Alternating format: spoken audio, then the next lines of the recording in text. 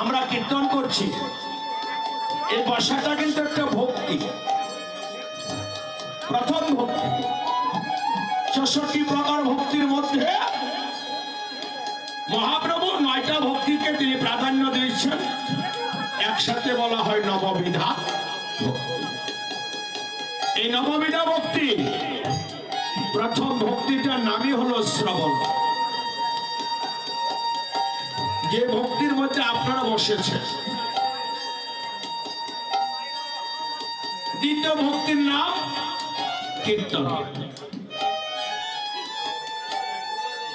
আপনারা শ্রবণ করবেন, কোনো অসুবিধা নেই, সবচেয়ে সহজ, কোনো কষ্ট নেই।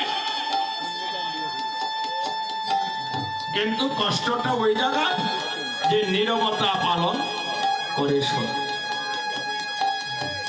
চৈতন্য চরিতামৃতে আমার